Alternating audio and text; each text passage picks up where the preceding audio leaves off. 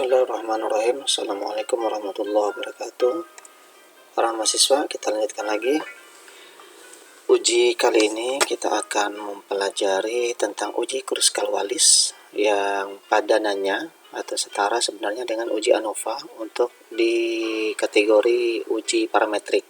Nah, hari ini kita akan uji non parametrik untuk lebih dari dua kelompok sampel atau lebih dari dua kelompok uji dan dia masuk kategori non parametrik, sehingga kita coba uji dia dengan uji Kruskal-Wallis. Nah, seperti halnya diagram ini ya, ini semua udah kita uji. Nah, makanya untuk pertemuan kali ini kita akan fokus pada uji perbandingan lebih dari dua kelompok sampel yang dimana dia masuk kategori non parametrik ya, tidak terdistribusi normal. Maka kita gunakan uji Kruskal-Wallis yang padanannya untuk uji parametrik adalah disebut uji ANOVA. Nah, kita fokus ke sini ya hari ini. Oke, kita masuk ke contoh. Contohnya kita bisa ambil yang kemarin saja. Nah, tentang tingkat kepatuhan pasien ya, masih tentang tingkat kepatuhan pasien. Nah, kalau untuk minggu lalu pada saat kita uji Wilcoxon yang dua kelompok sampel tapi dia berhubungan. Nah, itu tergantung dari riset question kita, hipotesis yang kita bangun sebagai seorang peneliti. Ini bisa kita anggap dia adalah dua kelompok sampel yang berhubungan karena orang-orangnya sama di bagian intervensi, atau bisa jadi kita sebut atau kita jadikan dia sebagai dua atau kelompok sampel yang tidak berhubungan. Kenapa? Karena di pertemuan pertama, pertemuan kedua, pertemuan ketiga, pertemuan keempat itu walaupun pasiennya sama, tetapi ya pasti banyak faktor yang akan membedakan. Waktu jelas ya, pertemuan pertama dengan pertemuan kedua waktunya berbeda, dengan pertemuan ketiga waktunya berbeda, pertemuan keempat waktunya berbeda dari segi waktu. Kemudian dari segi mungkin ya kesehatannya, minggu yang pertama dengan minggu kedua, ataupun dengan pertemuan ketiga atau minggu keempat atau pertemuan keempat, itu pasti berbeda. Nah, sehingga kita sebagai peneliti maunya seperti apa, itu bagaimana kita membangun suatu hipotesis atau membentuk atau membuat suatu pertanyaan penelitiannya. Nah, kali ini biar memudahkan mahasiswa, supaya contohnya nggak usah yang lain, biar satu contoh saja. Ini kita coba pakai tingkat kepatuhan pasien. Kita anggap ya, kita sebagai peneliti, kita bangun suatu hipotesis bahwasanya pertemuan 1, pertemuan kedua, pertemuan ketiga, pertemuan keempat adalah berbeda, sehingga ada 4 kelompok sampel di sini ya, ada 4 kelompok sampel di mana kelompok sampel ini adalah independen, tidak berhubungan ya. Pertemuan pertama, pertemuan kedua, pertemuan ketiga, pertemuan keempat, atau minggu pertama, minggu kedua, minggu ketiga, minggu keempat, atau mungkin bulan juga boleh, bulan pertama, bulan kedua, bulan ketiga, bulan keempat. Yang penting waktu pertemuan dengan apoteker berbeda ya. Nah, ini kita masuk dulu ke kelompok yang warna kuning ini, kelompok intervensi. Artinya pertemuan pertama, pertemuan kedua, pertemuan ketiga, pertemuan keempat dia dikasih konseling sama apotekernya. Nah, caranya seperti apa? Sama seperti uji ANOVA, kita bikinkan dia dulu kelompok ya. Kita copy, kita pastekan di sini ya. Ctrl V ya. Nah, ini kita kasih pertemuan pertama.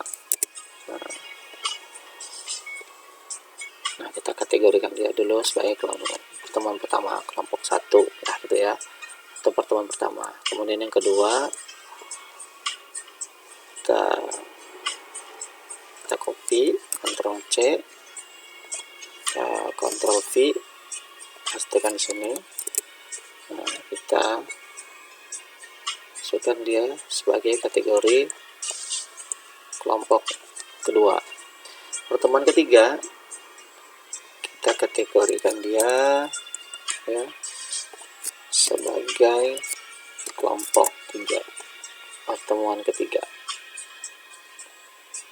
Kemudian yang terakhir untuk kelompok intervensi, nah ini pertemuan keempat, tingkat kepatuhan pada pertemuan keempat kita kategorikan dia kelompok 4.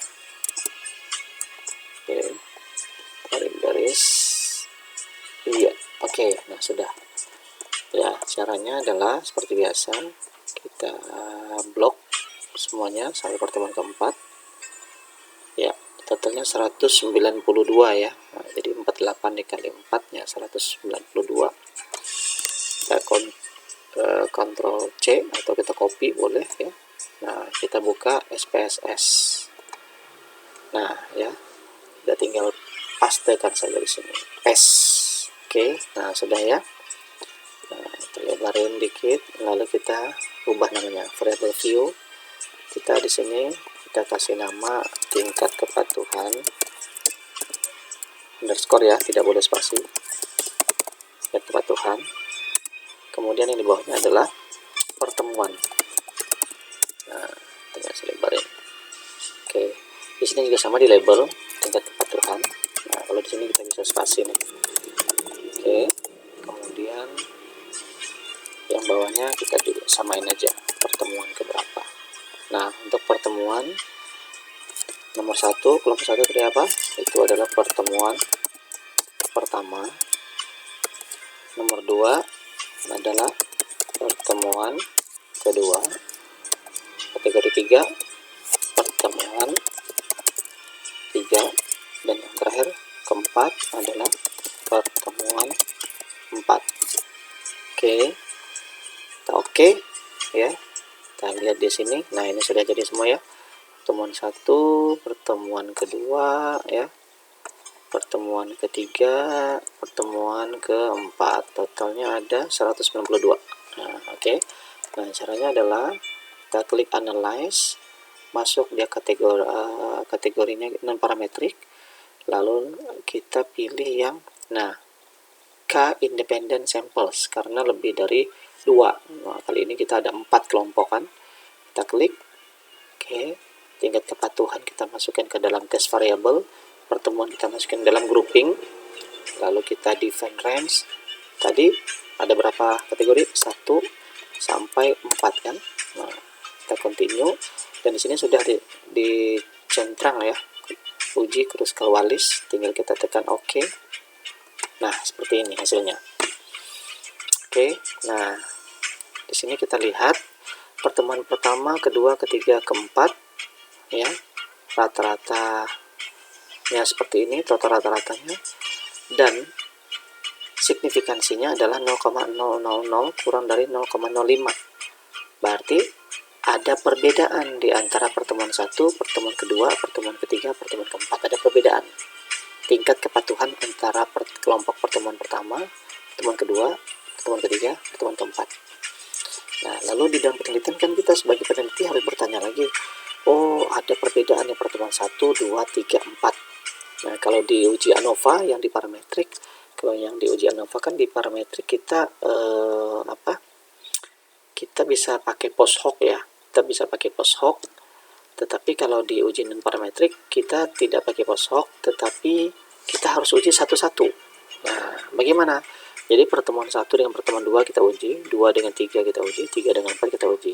Nah, kalau di sini kan dia keseluruhan, kita tidak tahu di mana yang berbeda. Nah, padahal di sininya menyimpulkan bahwasanya ada perbedaan signifikan antara pertemuan 1, 2, 3, dan 4 itu ada perbedaan yang signifikan. Berarti antar pertemuan itu ada perbedaan yang signifikan. Pertanyaan kita selanjutnya adalah yang mana, pertemuan yang mana? Nah, itu harus kita uji lagi. Nah, caranya adalah kita balikkan lagi ke sini ya, ini nggak usah diubah. Kita uji man Whitney, ingat ya yang di sini. Nah, kita pakai uji man Whitney. Nah, ingat. Nah, lihat di sini. Sekarang kita uji ini lebih dari 2 kelompok sampel ya. Kenapa pakai uji man Whitney? Karena uji man Whitney adalah sepadan dengan uji independent sample t-test. Karena kan dia di sini adalah 2 kelompok yang tadi kita simpulkan, yang kita buat kita bangun hipotesisnya adalah ini masing-masing berbeda kan. Nah, tidak berhubungan pertemuan 1, kedua, ketiga, keempat. Nah, kita pengen tahu pertemuan 1 dengan kedua, berarti dia masuknya ke 2 uji independent sample t-test, independen, tidak berhubungan satu dengan yang lainnya. Kalau di sini ini dua kelompok sampel yang independen non parametrik, kita pakai Mann Whitney. Di sini nih ya, komparasi dua kelompok sampel independen tidak berhubungan dengan parametrik Mann Whitney. Kita di sini makanya kita pakai Mann Whitney ya. Oke, kita masuk lagi. Gimana caranya? Nggak usah dirubah-rubah, langsung saja analyze non parametric test, pakai seperti dua minggu yang lalu ya, two independent samples Mann Whitney namanya. Tingkat kepatuhan kita masukin test variable, pertemuan kita masukin ke sini. Kita mau pengen yang mana? Pengen tahu antara pertemuan pertama dengan pertemuan kedua. Tinggal masukin angka 1 dan 2, continue. Mann Whitney sudah tercontreng otomatis, kita klik OK. Oh, ternyata pertemuan pertama rata-ratanya ya, min total rata-rata kepatuhannya sekian, total rata-ratanya sekian, signifikansinya sekian ya, kurang dari 0,05 karena 0,0000, berarti ada perbedaan signifikan antara pertemuan pertama dan pertemuan kedua. Besaran mana? Ya kita bisa lihat dari sini. Berarti tingkat kepatuhannya lebih bagus di pertemuan kedua daripada pertemuan pertama. Ini sesuai nih dengan teori bahwasanya semakin ketemu apoteker ya semakin baik kan tingkat kepatuhannya. Mungkin pada saat pertemuan pertama pasien sering lupa cara minum obatnya, tapi pertemuan kedua pasien tambah ingat, tambah paham ya cara minum obat yang baik dan benar, sehingga tingkat kepatuhannya akan semakin meningkat nih daripada pertemuan pertama. Nah, seperti itu ya. Jadi pertemuan pertama dan pertemuan kedua itu berbeda signifikan. Oke, balik lagi. Sekarang gimana kalau pertemuan kedua dengan ketiga? Non parametrik lagi seperti biasa. Balik lagi to independent samples. Tinggal klik aja di sini ya. Klik di kolom ini 1 2. Define group-nya kita rubah pertemuan kedua dengan pertemuan ketiga. Continue, OK lagi. Nah, pertemuan kedua dengan ketiga signifikansinya 0,01 kurang dari 0,05 ya. Ini 1% atau kurang dari 5% ya, sama aja kan. Nah, berarti ada perbedaan lagi antara pertemuan kedua dengan pertemuan ketiga. Besar mana? Oh, ternyata min ranknya, total rata-ratanya lebih besar yang pertemuan ketiga daripada pertemuan kedua. Oh, wajar. Jadi semakin paham pasien tersebut, karena semakin sering ketemu dengan apoteker, semakin paham, tingkat kepatuhannya semakin tinggi daripada pertemuan sebelumnya. Nah, dia 0,01 atau 1%, kurang dari 0,05 atau kurang dari 5%. Berarti ada perbedaan signifikan nih pertemuan kedua dengan pertemuan ketiga. Oke. Nah, sekarang bagaimana pertemuan ketiga dengan keempat? Balikin lagi. Sini, analyze lagi, non parametric test, kemudian masuk ke two independent samples, klik di kolom 2-3-nya, define group-nya kita klik, kita coba pengen tahu kelompok 3 dengan kelompok 4 bagaimana hasilnya pakai Mann Whitney.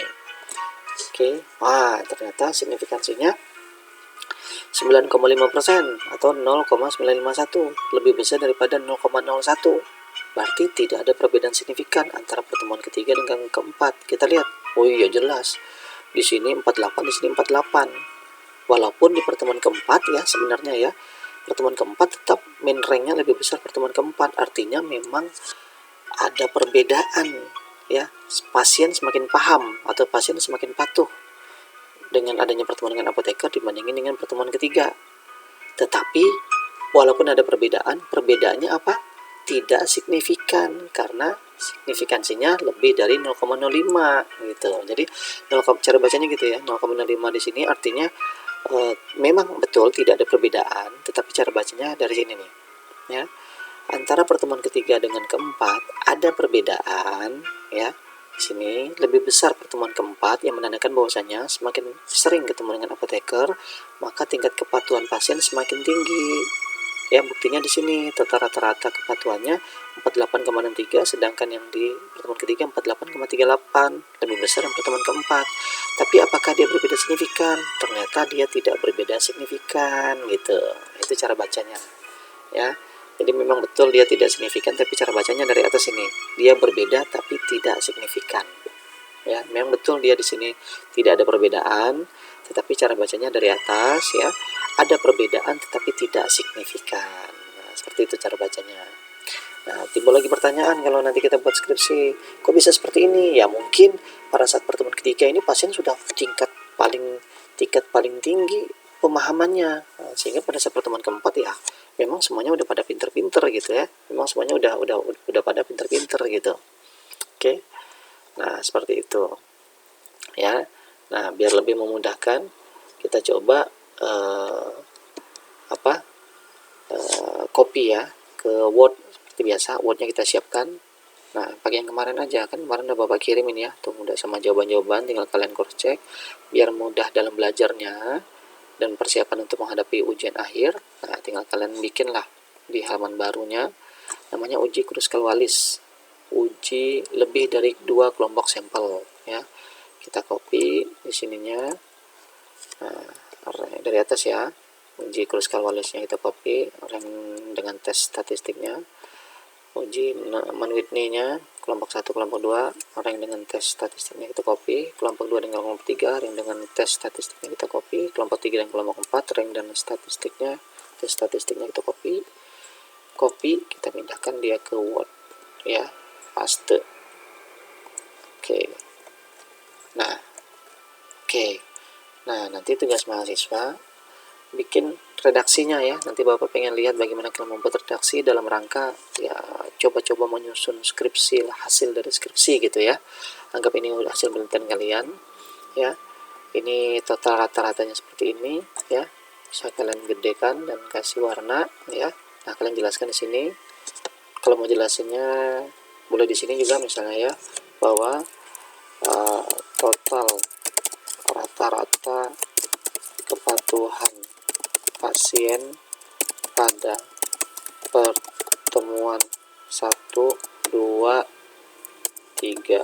4 mengalami kenaikan ya, semakin naik, kenaikan signifikan, kenaikan yang signifikan ditandai dengan nilai signifikansi kurang dari 0,05. yang mana? Yang ini,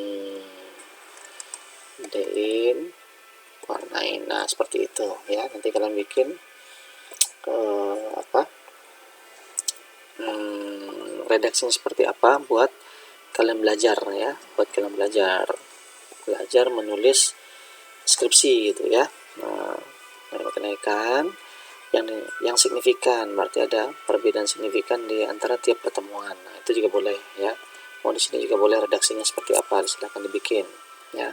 Nah sekarang uji Mann-Whitney. Nah kita bawahin uji Mann-Whitney, uji Mann-Whitney. Nah apa alasannya tadi uji Mann-Whitney? Kita pengen tahu kita pengen tahu apakah dia ini ada perbedaan signifikan atau tidak ya. Nah bagaimana cara melihatnya? Dikit. Nah oke. Atau di baris baru dah biar kita mudah belajarnya. Nah seperti ini ya. Nah ternyata bikin redaksinya nanti di sini aja boleh ya. Nah, di sini ya. Nah ternyata ada perbedaan yang signifikan antara pertemuan 1 dengan pertemuan 2. Ada perbedaan signifikan nih karena nilai signifikansi kurang dari 0,05. Nah ada perbedaan dengan tingkat kepatuhan lebih tinggi. Oh ada Shopee tuh, lebih tinggi pada pertemuan kedua ya, dibanding pertemuan ke-1. Boleh tambahin yang menandakan bahwa dengan adanya konseling dari apoteker ya, dapat meningkatkan kepatuhan pasien dalam meminum obat. Nah, seperti itu aja udah ya. Nah, ini uji main Whitney, tambahin uji main Whitney P1 P2. Nah, tambahin nih sama kalian ya, 1 P2. Nah, sekarang bawahnya kalian bikin lagi di sini ya, Ctrl V, bertemu uji main Whitney P2 dengan P3. Nah, seperti itu ya. Nah, seperti biasa ditulis kalimatnya. Kemudian yang ini uji main Whitney ya, pertemuan ke 3 dengan 4. Nah, dibikin bagaimana rangkaian kata-katanya seperti yang di atas yang udah Bapak contohkan. Dibikin kalimatnya seperti apa ya. Bikin kalimatnya, kalian bikin kalimatnya. Yang itu tugas pertama, bikin redaksinya yang baik dan benar. Kemudian tugas kedua adalah nah, ini kan adalah kelompok intervensi yang Bapak kasih contoh ini. Nah, sekarang tugas mahasiswa adalah bagaimana dengan kelompok yang kontrol, yang dia itu memang tiap minggu datang ke puskesmas atau ke rumah sakit ya, tapi hanya dapetin obat aja, dapat informasi obat mungkin dari tenaga teknis kefarmasian atau asisten apoteker tanpa ketemu dengan apoteker, tanpa adanya konseling ya dengan apoteker ya, hanya datang ke puskesmas, diperiksa dokter, dapat obat dari farmasi, atau datang ke rumah sakit, periksa ke dokter, dapat obat dari farmasi rumah sakit, instalasi farmasi rumah sakit, tapi tidak mendapatkan konseling dari apoteker. Nah, bagaimana? Apakah hasilnya sama dengan yang kelompok kontrol? Lebih baikkah atau lebih burukkah? Lebih jelek, buruk itu artinya lebih rendah tingkat kepatuhannya daripada kelompok yang ketemu atau dan mendapatkan konseling dari apoteker. Nah, silakan kalian bikin kayak gini dan tahu apa kesimpulannya ya. Apa kesimpulannya antara kelompok intervensi dan kelompok kontrol. Oke, itu ya. Nah, nanti silakan kalian buat, dikumpulkan maksimal hari Minggu ke PJMK masing-masing. Nanti PJMK yang akan rekap dan mengirimkan email keseluruhan kepada Bapak. Nanti Bapak lihat ya, mana yang kira-kira anak mahasiswa yang sudah siap nih dalam menulis skripsi. Nah, ini kan kita menulis pembahasan nih sebenarnya. Bagaimana cara mahasiswa tersebut menceritakan, menyimpulkan ya. Nah, itu akan Bapak nilai nanti. Oke, seperti itu ya para mahasiswa. Selalu jaga kesehatan, manfaatkan 10 hari terakhir di bulan Ramadan ini betul-betul ya. Apapun yang terjadi, selalu fokus untuk membantu orang tua dengan niat ibadah, baca basmalah, kemudian baca Quran perbanyak, tolong baca Qurannya ya, karena kita nggak tahu apakah tahun depan Allah pertemukan kita dengan Ramadan lagi atau tidak. Dan yang pasti semoga Allah lindungi kita dari wabah COVID-19 ini. Amin ya rabbal alamin. Ya, kangen juga nih udah lama gak ketemu sama mahasiswa nih. Semoga kita bisa ketemu lagi ya, insyaallah. Kita tutup, subhanakallahumma bihamdika asyhadu an la ilaha illa anta astaghfiruka wa atubu ilaik. Wassalamualaikum warahmatullahi wabarakatuh.